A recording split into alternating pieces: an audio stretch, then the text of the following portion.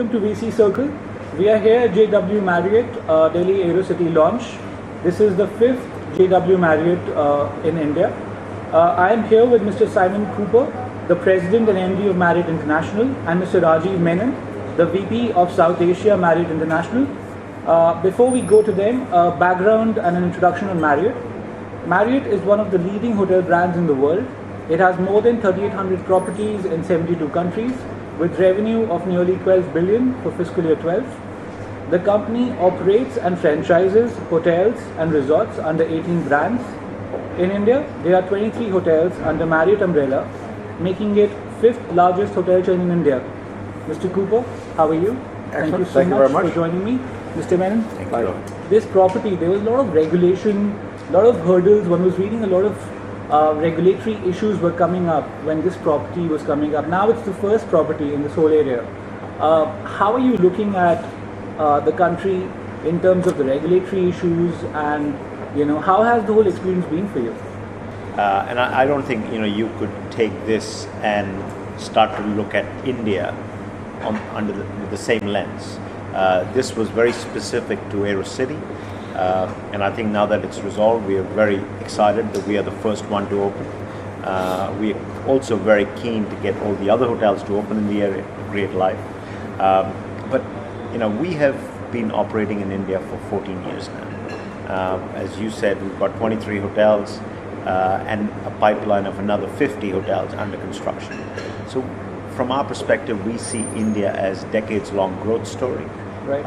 There are certain unique challenges specific to the market, but we've got used to working with them, and as we progress further, the government working with the industry is making some changes which in the long run will help the industry. What kind of challenge specifically did you face for this property? Well, this property has specific challenges, and it's unique in the sense that the collective authorities clearly were not aligned in advance for the opening of this property, and I don't think we'll face this again. I don't think we've certainly not faced it before, and it was, as I said, it's a pity because this property was built in record time, I think, by Indian standards, extremely well, and it was just a shame for ownership, frankly, that they had to sit twiddling their thumbs for 6 months while all of our associates were hired, everybody was here. You were telling me how India is a little bit more challenging market than the overall scenario. Has this particular experience altered the way you're looking at the hotel market in India? No, India always throws you some surprises, and so this is nothing different. It's disappointing. You would think that the various authorities would do everything they could to open a hotel that was employing 600 people, in a brand new campus close to the brand new airport that they just built. You'd think that people would say, how the hell do we get this open?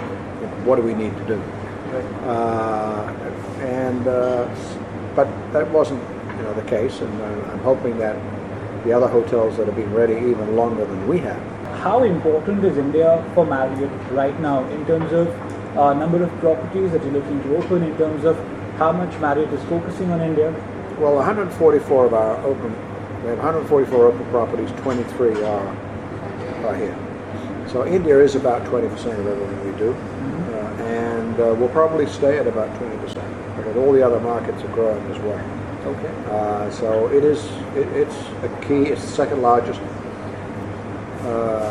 country for Marriott in Asia Pacific. Obviously, China is the largest in terms of portfolio. So it's a very important market. As a global player, what are your concerns right now? Is in terms of macroeconomic situation, for example, is shortage of talent a concern, or is the volatility a concern? I don't think the shortage of talent is a concern in India. I think it's infrastructure. Okay. I mean, if you open a factory tomorrow or you open a hotel tomorrow, you've got to build complete replicate systems, because you never know whether the power's going. I mean, we were at one conference together about 8 months ago, and I know the speaker from Maharashtra, when answering why his power was so expensive, said, well, you get it 24 hours, don't you?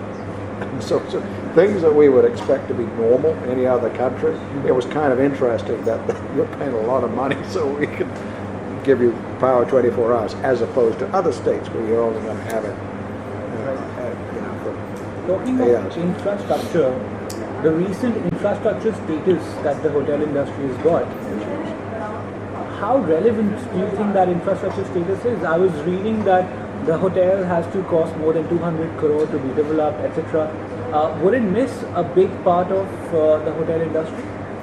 Well, I think it's the right step forward. The industry for a long time was making a lot of noise about infrastructure status, because there's two key points that come from getting infrastructure status. One, you end up getting longer term loans, and you typically should get them at lower interest rate than it's available to the other commercial organizations. For hotel industry, particularly in India, if you think about a 10-year loan, that is what industry would typically get. And as Simon just said, hotels take longer in India than any other part of the world. 3 to 4 years were spent building a hotel, and you've got this 6-year term to pay the loan, which created a considerable amount of pressure for the owner. Obviously, from even from an operator perspective, but in some cases, the project may not even pencil out. Now, with getting longer term loans and hopefully getting them at lower interest rate, will make a lot of projects that were in the past unviable financially, hopefully viable now, and helps the industry to start to continue to grow again. Also, the narrative has started changing a little. Some time back, there was this narrative of huge demand, where now regionally, in some places, there's almost an oversupply, like Pune. How are you looking at that, and how are you sort of measuring your risk where you want to have a Marriott hotel? I think that Pune is a good example of oversupply, but I would also argue that most of the supply you're seeing today, a lot of the new supply that you're seeing today,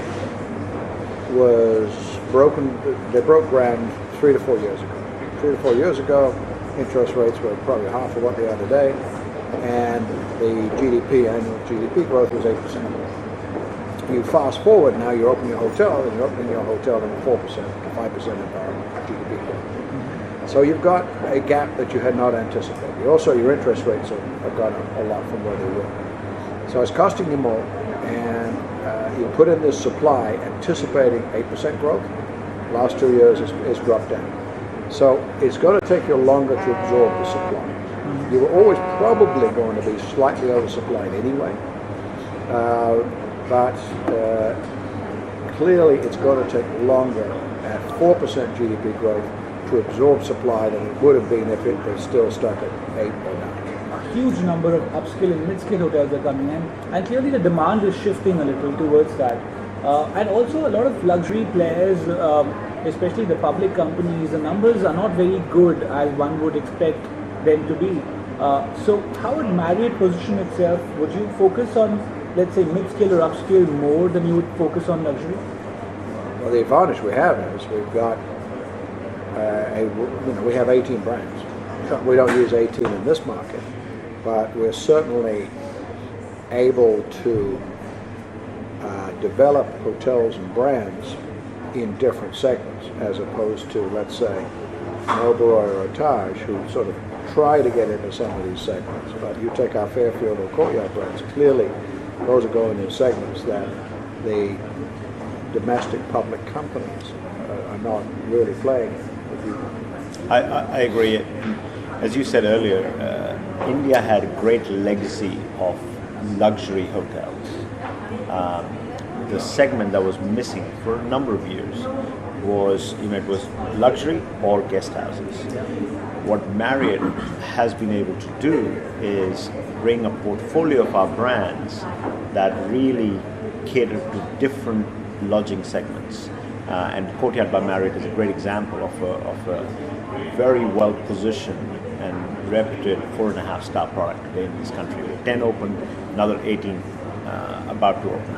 So we see opportunities for all our brands but just by the length and breadth of the country and the growth of the middle class, the growth in domestic travel. If you look at domestic visitation, it's almost getting to 1 billion people now, travelers now, versus international travel that's still at about 6.5 million. So those things, really point to direction of, these people are traveling, they want to stay in hotels, and it doesn't necessarily always have to be luxury hotels, and hence we see great opportunity for brands like our Fairfield by Marriott, Courtyard, and then obviously the full service and luxury brands.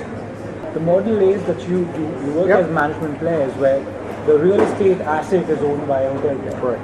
How's your experience been towards India, and how is it different from other places in the world to deal with hotel owners? It really doesn't differ that much.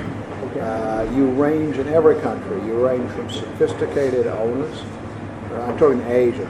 You range from sophisticated owners who have been in the business for a number of years, understand the business, accept the ups and downs that you're going to experience, and they plan for it.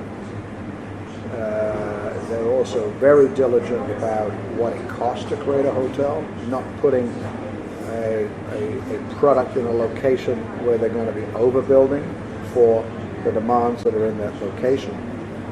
So you range from that end up to, I'd say, owners for whom they're doing probably a first hotel.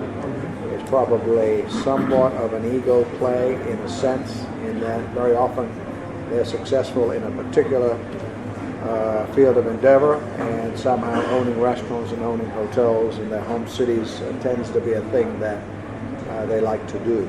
And I would say that other than places like the very mature markets of Australia, Korea, Japan, I would say that sort of holds true for most of the emerging markets. And what about expectation of owners? Do you feel that owner expectation is reasonable, or it's the right place, or do you feel It's always that unreasonable. It's always unreasonable? It has to be by definition. Okay. Because if it was reasonable, then they wouldn't be challenging us. Life would be similar. So if we get to here, and I'm an owner, I'm going to say I want to be here. Okay. So. And that's a trait common with all. Well, no, I'm joking a bit, but I mean every owner wants to maximize return on their investment. Sure. And when we get to, there are points along that road which are critical. The first point is actually making profit from as soon as you open if you can.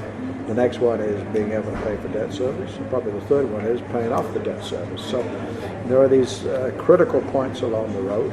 How does the expansion plan look like in the next 3 years for Asia Pacific? We have gone out and said that we will open a hotel every 8 days for the next 3 years. So we're looking at getting to 330 by the end of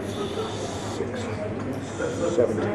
And of that chunk, how many would be in India? He's up to 50 by then. Yeah, actually, You're 50 before then, aren't correct. you? Yeah. Correct. So we would be 30 by the end of next year. When we get to 330, you'll be about 60. That's correct. Typically, there'll be about 20. India will be about 20% of open hotels if it keeps along. Yes. 20% of the overall. Entire. Yeah, That- for the Asia Pacific portfolio. Yeah. Okay. And India, in your expansion, what geographical regions would you be looking at while you're expanding? Which brands of yours would get the maximum exposure in terms of numbers of expansion? Today, when you look at our 23 hotels spread among 7 brands, we are represented in 12 cities across the country. As we grow, particularly brands like Courtyard by Marriott and Fairfield would expand to secondary, tertiary markets across the country. And we see, the next hotel is opening in Bilaspur, which is a Courtyard, then in Agra. So we see us being able to spread and distribute our brands across the country, with Fairfield and Courtyard by Marriott leading the pack.